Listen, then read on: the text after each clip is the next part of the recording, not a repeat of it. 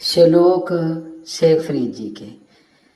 फरीदा दुखा से ती दिहो गया, सूला से ती रात,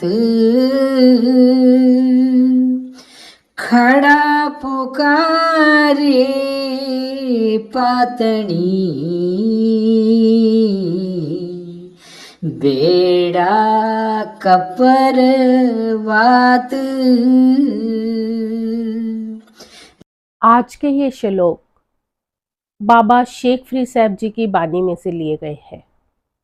संत महात्मा जब भी इस संसार में आते हैं तो वो देखते हैं कि जीव दुखों के भंवर में फंसते ही चले जा रहे हैं।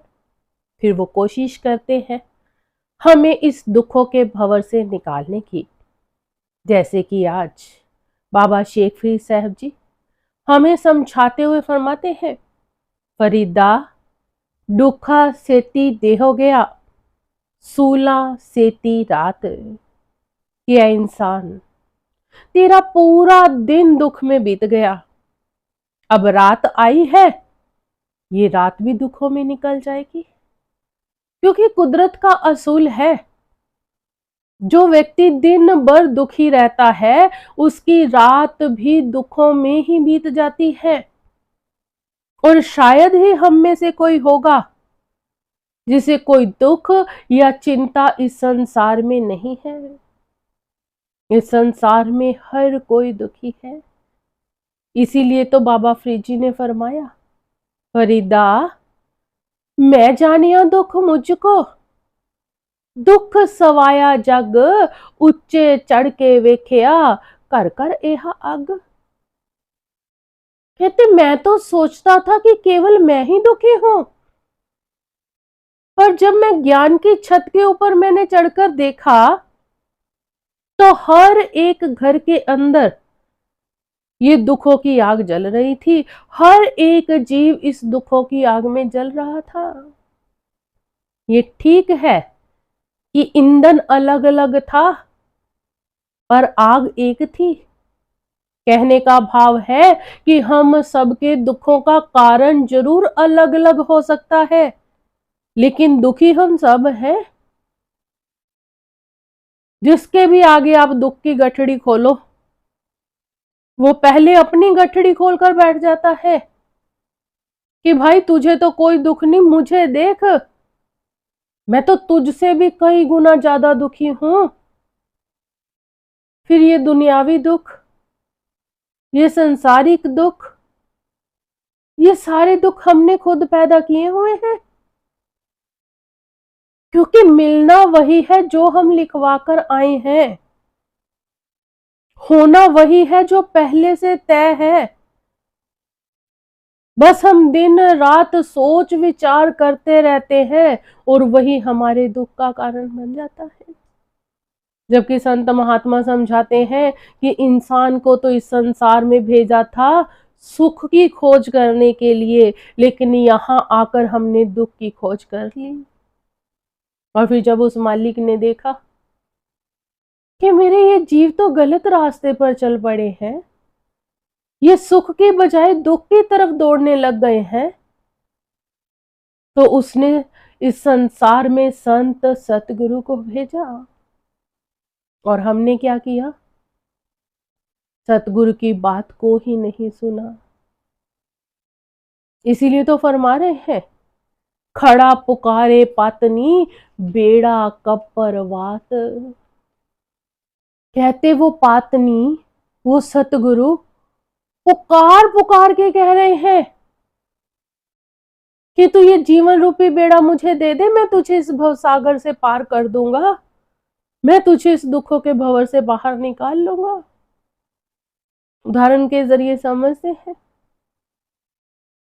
नदी है समय, जैसे नदी का पानी कभी नहीं रुकता, वो निरंतर बहता ही रहता है, इसी तरह समय भी कभी नहीं रुकता, ये समय भी निरंतर चलता रहता है। और बेड़ा है हमारा यह जीवन। और पातिन है संत सतगुरु, जो पुकार पुकार कर कह रहे हैं कि तू अपना जीवन रूपी बेड़ा मुझे दे दे, मैं तुझे इस भवसागर से पार कर दूंगा। पर हम हैं कि हम अपना जीवन अपने मुताबिक जीना चाहते हैं, मन मर्जी के कहे अनुसार चलना चाहते हैं। इसीलिए आज हम दुखों के भंवर में फंसते ही चले जा रहे हैं। वैसे संत महात्मा समझाते हैं कि संसार में दुख नाम की कोई चीज है नहीं, क्योंकि उस मालिक ने जो कुछ बनाया है वो हमारी बेहतरी के लिए बनाया है, तो फिर वो दुख क्यों बनाएगा। हम दुखी तब होते हैं जब हमारे मन की नहीं चलती, जब हमारे मन के मुताबिक काम नहीं होता, हम दुखी होना शुरू हो जाते हैं। और अगर उसकी रजा में राजी रहेंगे तो हम कभी भी दुखी नहीं होंगे।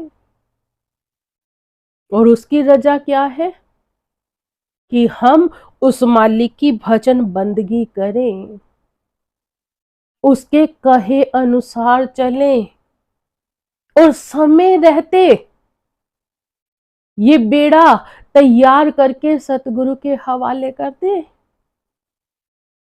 समय रहते। इसीलिए तो आप जी ने एक और जगह फरमाया है, आप जी ने फरमाया बेड़ा बंद न सके बंधन की वेला, पर सरवर जब उछले तब तरन दुहेला, हाथ न लाई कसुमड़ा जल जासी टोला। कहते अभी भी समय है, एक सुंदर सा बेड़ा तैयार कर लो, क्योंकि अगर विकारों रूपी पानी इस कश्ती के अंदर, इस बेड़े के अंदर जो जर्जरा हो चुका है इसमें आ गया, तो कह रहे हैं ये जीवन हमेशा के लिए डूब जाएगा। और फिर 84 तैयार है।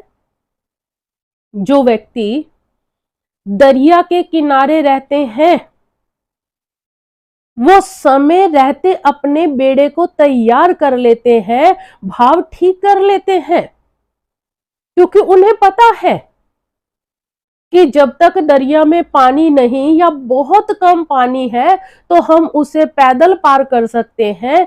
लेकिन अगर एक बार इस दरिया में पानी का उफान आ गया फिर हम इस दरिया को पैदल पार नहीं कर पाएंगे। उसके लिए हमें बेड़ी चाहिए होगी, तो वो समय रहते उस बेड़ी को तैयार कर लेते हैं। और जो बेड़े को तैयार कर लेते हैं वो फिर दरिया भी पार कर जाते हैं। और जो बेड़ी को तैयार ही नहीं कर पाते वो फिर दरिया को पार भी नहीं कर पाते हैं। तो फिर आप फरमाते हैं हाथ न लाई कसुमड़ा। कहते क्यों खुश हो रहे हो इस माया के रंग रूप को देखकर, ये माया ही हमारे दुखों का असल कारण है, जिसकी चकाचौंध देखकर हम सब कुछ भूले बैठे हैं। इस माया को कसुम्बड़े के फूल के साथ अवधि दी गई है, क्योंकि कसुम्बड़े का फूल देखने में बहुत सुंदर होता है, लेकिन जब हम उसको हाथ लगाते हैं तो वो रंग छोड़ता है। इसी तरह ये माया देखने में तो बहुत अच्छी है, लेकिन जब हम इसमें फंस जाते हैं तो ये हमारा जीवन रूपी बेड़ा जर्जरा कर देती है। अब मन में विचार चल रहा होगा कि चाहते तो है कि सुंदर सा बेड़ा तैयार हो जाए और हम अपने सतगुरु के हवाले कर दे, पर करें कैसे। तो गुरु नानक देव जी ने इसका जवाब दिया, जप तप का बंद बेड़ला, जित लंग वहेला, न सरवर न उछले, ऐसा पंथ सुहेला। समझाते हैं कि तू जप तप का बेड़ला बांध। कौन सा जप कौन सा तप। तो गुरु नानक देव जी ने ही फरमाया जप तप एहो शब्द है सार। कह रहे वो नाम की कमाई करके इस सुंदर से बेड़े को तैयार कर, ये जो बेड़ा, ये जीवन जो हमने दुनिया की तरफ दौड़ाया हुआ है, कहते वो मालिक की भक्ति की तरफ दौड़ाना शुरू कर, उस तरफ लहरें आएंगी नहीं, और अगर आ भी गई तो वो लहरें तुझे इस भवसागर से पार कर देंगी। कहते नाम की कमाई सुमिरन करके एक सुंदर सा बेड़ा तैयार कर और अपने सतगुरु के हवाले कर दे, और फिर सतगुरु इसे भवसागर से पार कर देंगे। और अगर नहीं कर पाए, नहीं भजन सुमिरन किया, नहीं नाम की कमाई की, नहीं इस बेड़े को तैयार कर पाए, तो फिर क्या होगा? आप जी आगे समझा रहे हैं। लम्मी लम्मी नदी वहे, कंधी के हेत, बेड़े नु कपर क्या करे, जे पातन रहे सुचेत। अब आप जी ने फरमाया लम्मी लम्मी नदी वहे, कंदी के रे हेत। कहते बड़ी लंबी दुखों की नदी बह रही है, और अफसोस की बात इसके किनारे भी टूट रहे हैं। कौन से हैं किनारे हमारे इस जीवन के? हमारा ये शरीर और इस शरीर की ताकत, जो दिन प्रतिदिन कमजोर होती चली जा रही है। इसीलिए तो आप जी ने कहा था कि समय रहते ये बेड़ा तैयार करो। अब आप फरमा रहे कि समय रहते भजन सिमरन करो, क्योंकि जब बुढ़ापा आ जाएगा, जब ये शरीर जवाब दे देगा, इस शरीर की ताकत जवाब दे देगी, तब हम चाहकर भी मालिक की भक्ति में नहीं लग पाएंगे। अब इसका मतलब ये नहीं ले लेना कि जी जो उसका भजन सुमिरन करते हैं, जो सेवा संगत करते हैं, वो कभी बूढ़े नहीं होते, या उनका शरीर नहीं ढलता, या उनके शरीर की ताकत कम नहीं होती।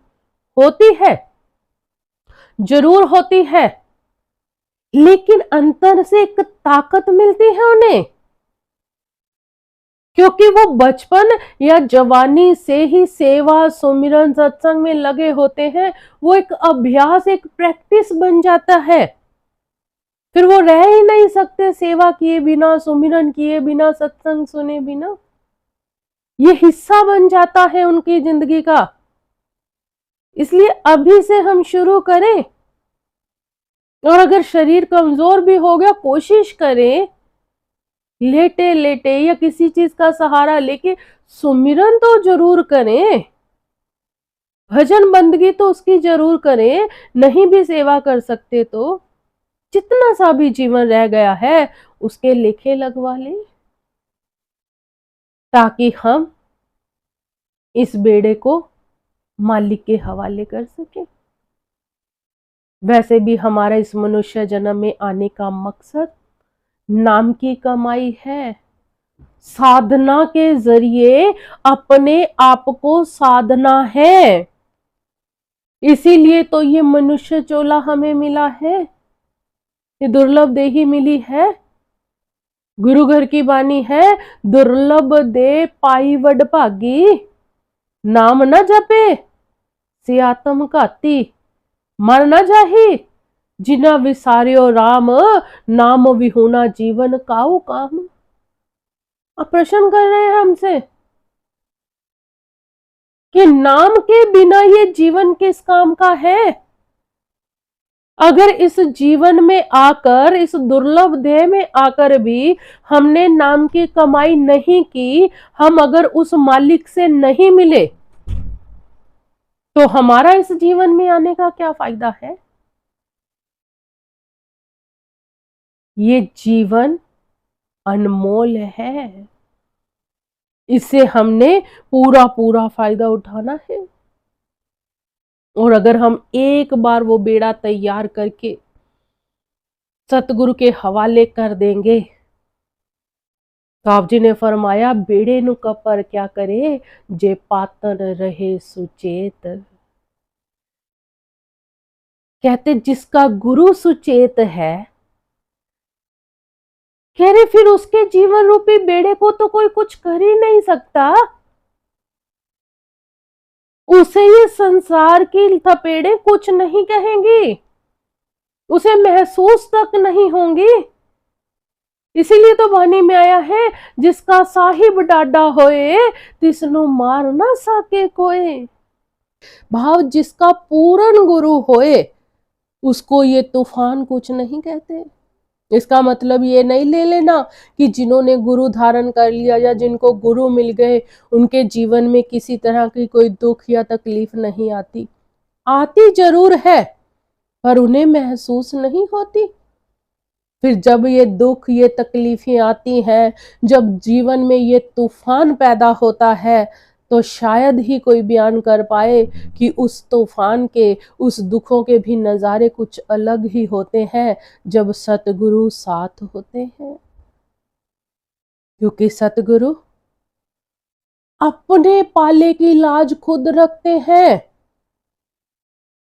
जिसे सतगुरु ने संभाला हो, सतगुरु कभी भी उन्हें इस दुखों के भंवर में डूबने ही नहीं देते हैं। उदाहरण के तौर पर, जब नदी के किनारे टूटते हैं तो नदी के किनारे लगे हुए वृक्ष वो भी टूटकर नदी में गिर जाते हैं। अब जो नदी है वो छोटे से छोटा कंकर, छोटे से छोटा कील डुबो देती है पानी अपने अंदर, लेकिन पेड़ का कितना भी भारी तना क्यों ना हो, वो उस लकड़ी को, उस पेड़ को कभी भी डूबने नहीं देता पानी।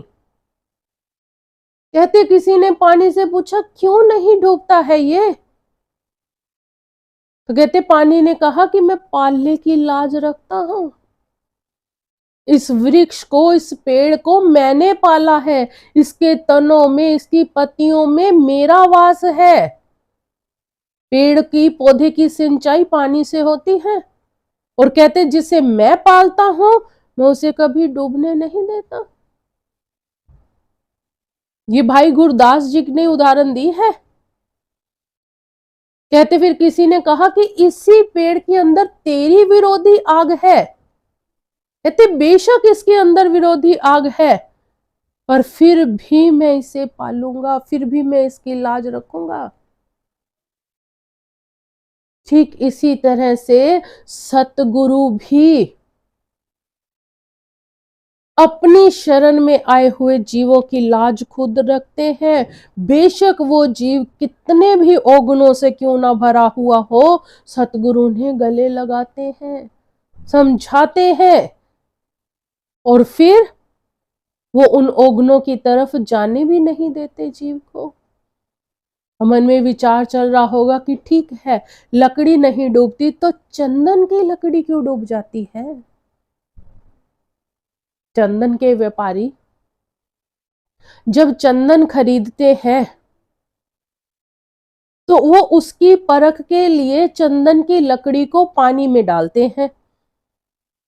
अब जो लकड़ी पानी के ऊपर तैर जाती है वो चंदन नकली होता है, और जो चंदन की लकड़ी पानी में डूब जाती है वो बहुत कीमती हो जाती है। इसका मतलब होता है कि वो चंदन कीमती है।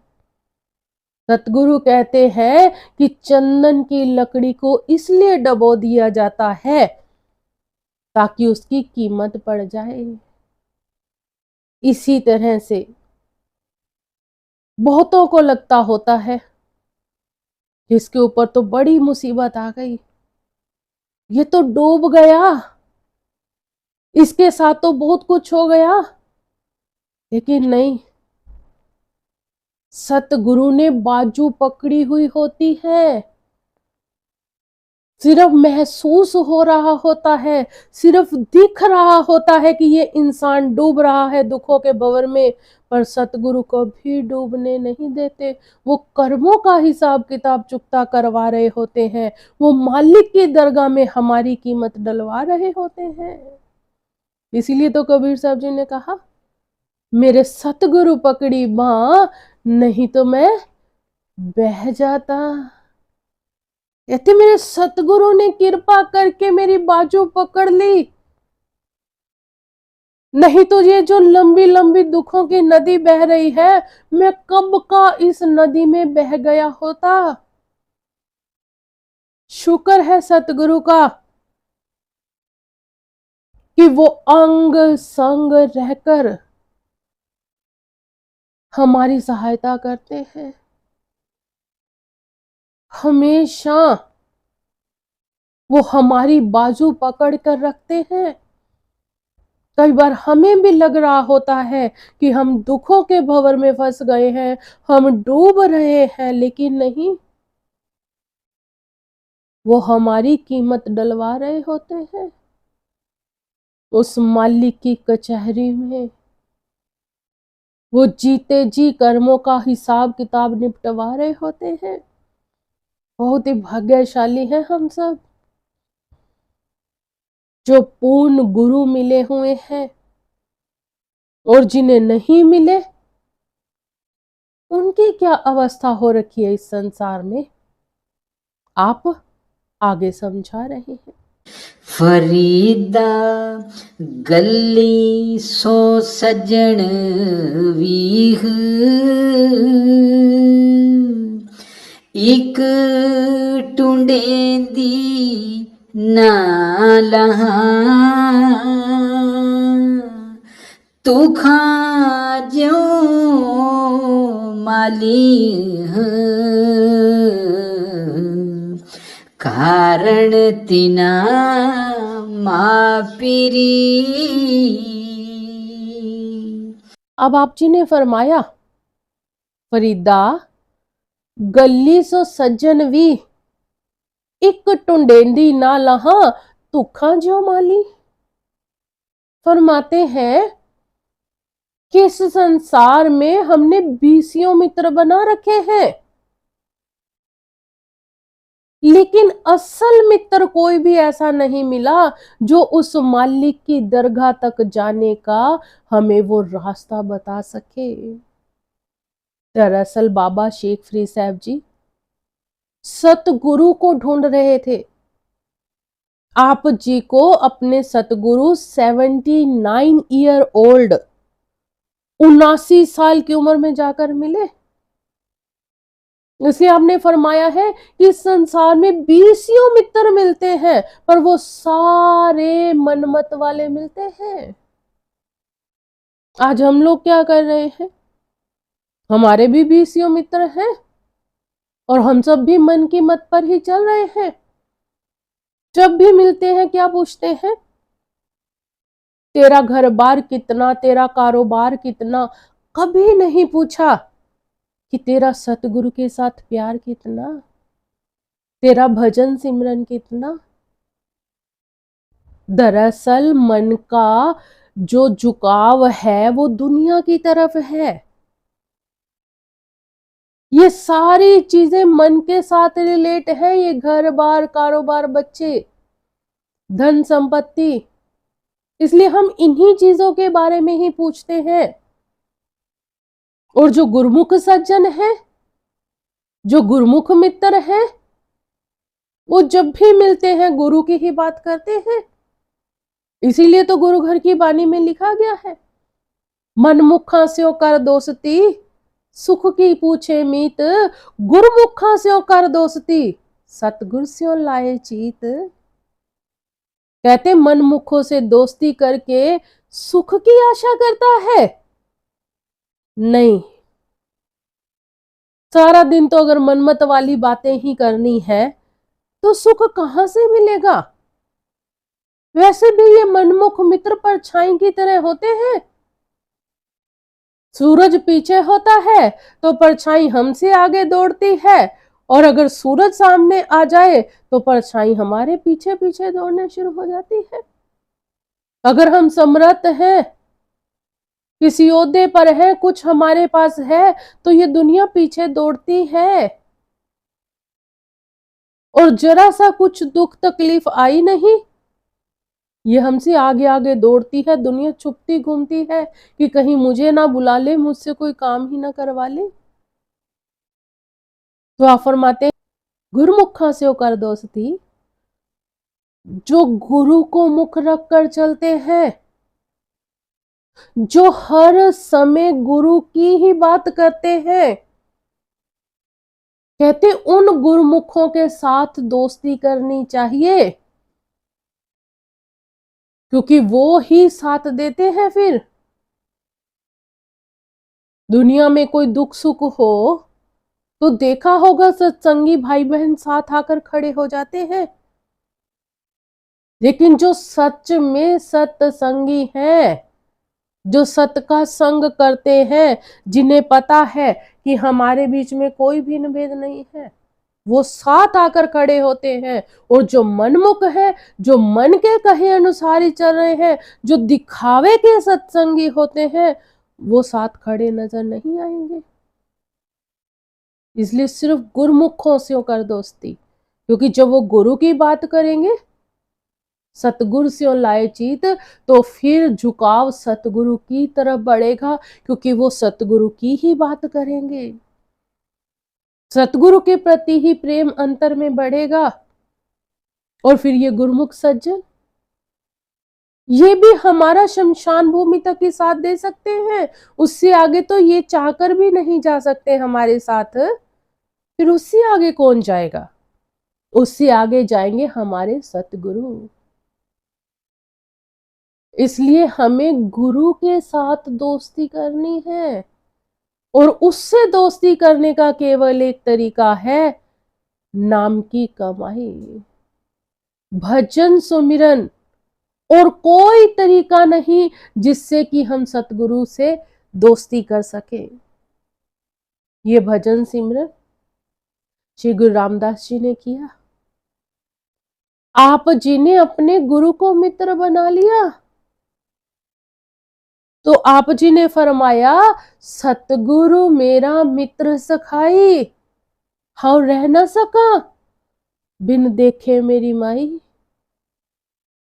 कहते अब तो मेरा सतगुरु मेरा ऐसे है जैसे मेरा सखा, मेरा मित्र हो।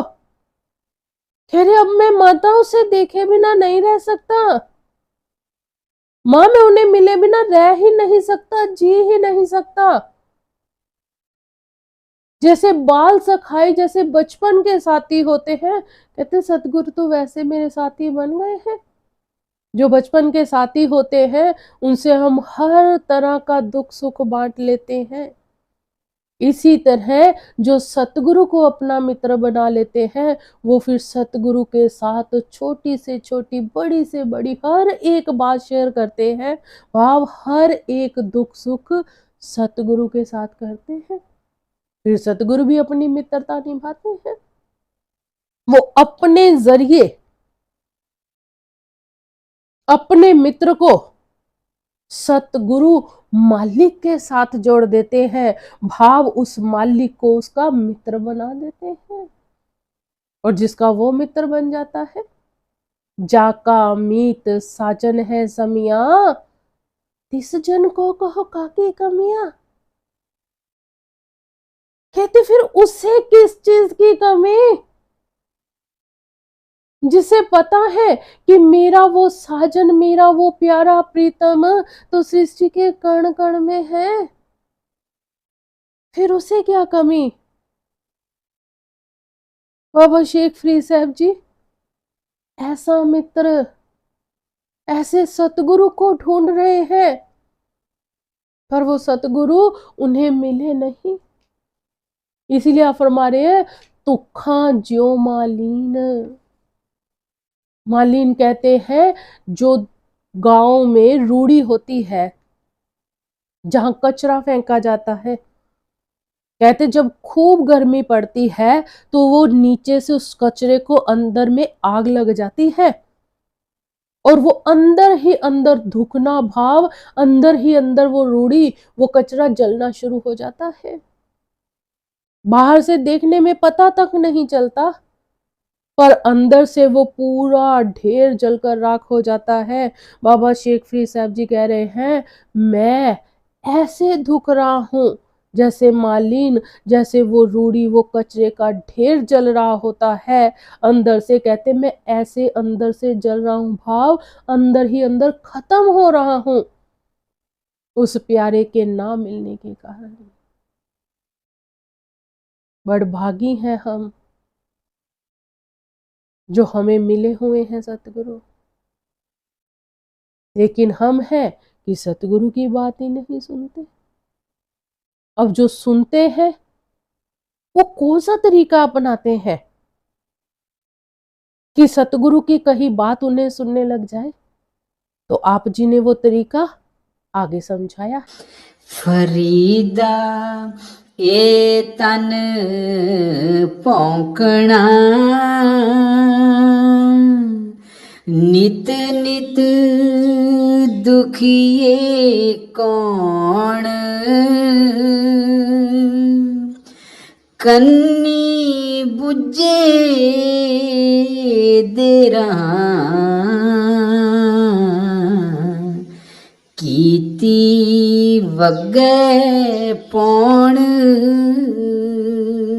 अब आप जी ने फरमाया, फरीदा एह तन भौंकना, नित नित दुखिए कौन। कहते मेरा ये तन कुत्ते की तरह भौंकता है। इस तन की मैं एक इच्छा पूरी न करता हूं, ये दूसरी इच्छा लेकर बैठ जाता है। मैं फिर इसकी वो इच्छा पूरी करता हूं तो कोई और इच्छा। कहते मैं इसकी इच्छाएं पूरी करते करते थक गया हूं। ये केवल बाबा शेख फरीद साहब की ही बात नहीं, हम सबके साथ यही है। कभी जीभ के स्वाद चाहिए तो कभी कानों का रस चाहिए, तो कभी आंखों को देखने के लिए दुनिया के रंग तमाशे चाहिए। एक इच्छा पूरी नहीं होती, फिर आगे 10 इच्छाएं हमारे आगे खड़ी हो जाती हैं, हम उन्हें पूरा करने लग जाते हैं। यही कारण है कि हम सतगुरु की पुकार को सुन ही नहीं पाते हैं, क्योंकि उसके लिए ध्यान देना पड़ता है। इसीलिए तो आप जी उपाय समझा रहे हैं। आप फरमा रहे हैं, कन्नी बुझे दे रहा, कित्ती वगे पौन। कहते मैंने तो कानों में बुझे डाल लेने हैं। बुझे कहते हैं रुई को। कहते मैंने तो कानों में रुई डाल लेनी है, जितना मर्जी ये तन भोंकता रहे, जितनी मर्जी इच्छाएं अंतर में उठती रहे, मैंने इन इच्छाओं को सुनना ही नहीं। अब ये कौन से बुझे हैं, ये कौन सी वो रुई है जो कानों में डालने से इच्छाएं तृष्णाएं नहीं सुनाई देती? ये है शब्द धुन, ये है नाम की कमाई। जब जीव नाम की कमाई करता है, अंतर में उस शब्द के साथ जुड़ता है, जब अंदर से वो शब्द की धुन सुनाई देने लग जाती है, तो जीव के अंदर से ये इच्छाएं तृष्णाएं अपने आप ही खत्म हो जाती हैं। कहने का भाव है कि ये तन शांत हो जाता है, क्योंकि जीव को फिर उस धुन को सुनने में ही आनंद मिलता है। फिर 2400 घंटे वो उस शब्द धुन के साथ जुड़ा रहता है, और ये धुन हम सबके अंदर है। निरंतर धुन कार्य दे रही है, आ रही दूर से सदा तेरे बुलाने के लिए। सदा निरंतर वो हमें बार बार निज घर की तरफ बुला रही है कि निज घर वापस आओ। और वो कौन सी रूहें हैं जो निज घर वापस जाती हैं, जिन्हें वो मालिक मिलता है? तो आप जी ने आगे समझाया। आप सवारे मैं मिले, मैं मिलया सुख होए। फरीदा जे तू मेरा होए रहे, सब जग तेरा होए। अब आप जी ने फरमाया, आप सवारे मैं मिले या सुख होए। कहते हैं इंसान, अगर तू अपने आप को सवार ले तो मैं तुझे आकर खुद मिलूंगा, और मेरे मिलते ही ये जो दुखों की लंबी लंबी नदी बह रही है, ये जो तू दुखों के भंवर में फंसा हुआ है, कहते तुझे सुख ही सुख मिलेगा। तू इस दुखों के भंवर से बाहर निकल आएगा। मैं मिलिया सुख होए। कहते ये सारे दुख फिर सुखों में बदल जाएंगे। बस तू एक काम कर, अपने आप को संवार ले।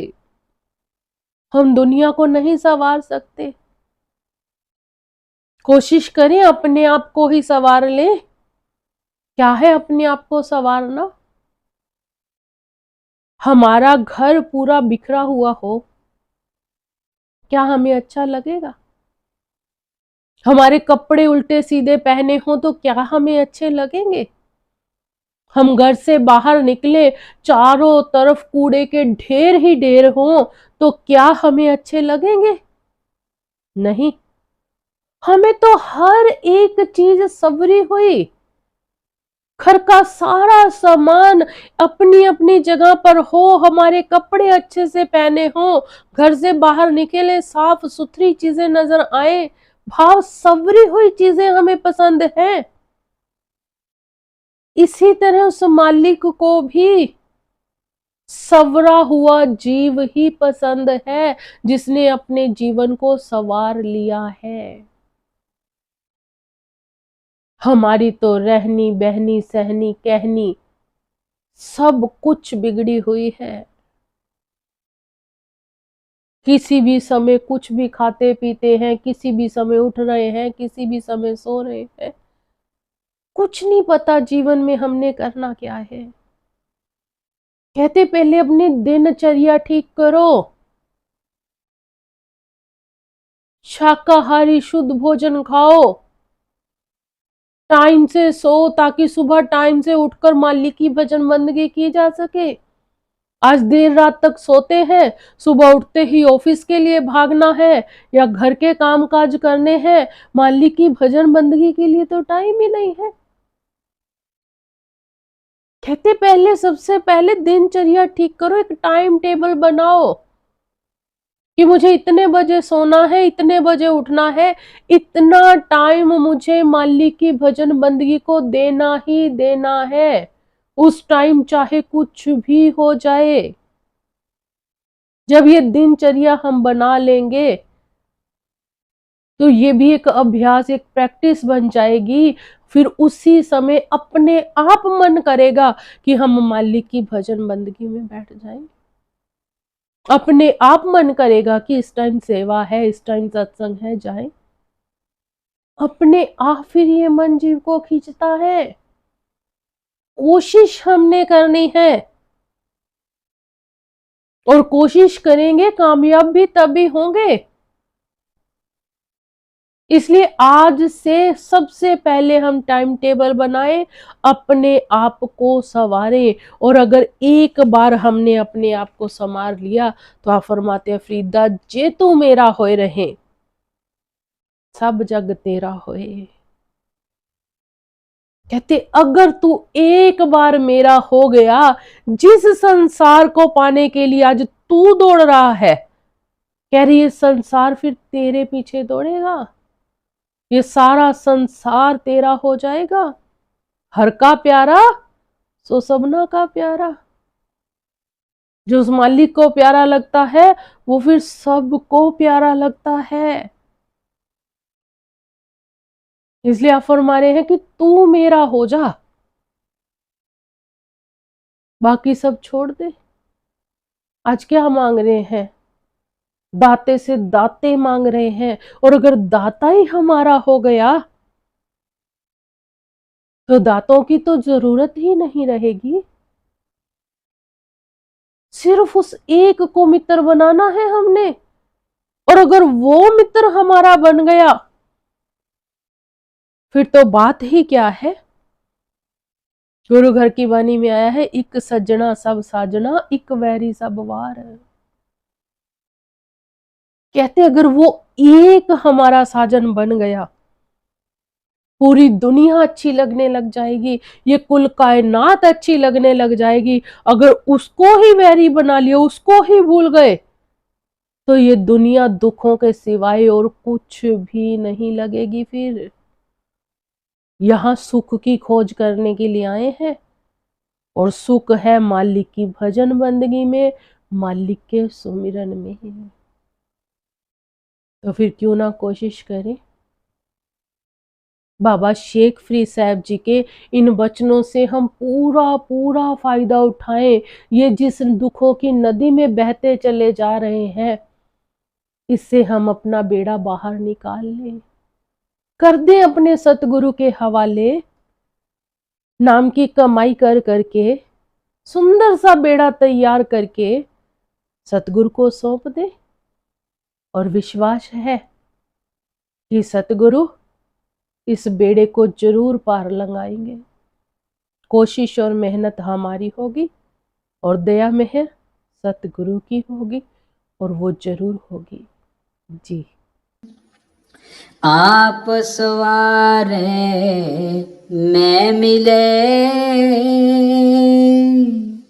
मैं मिलिया सुख होए। फरीदा जे तू मेरा होए रहे, सब जग तेरा होए।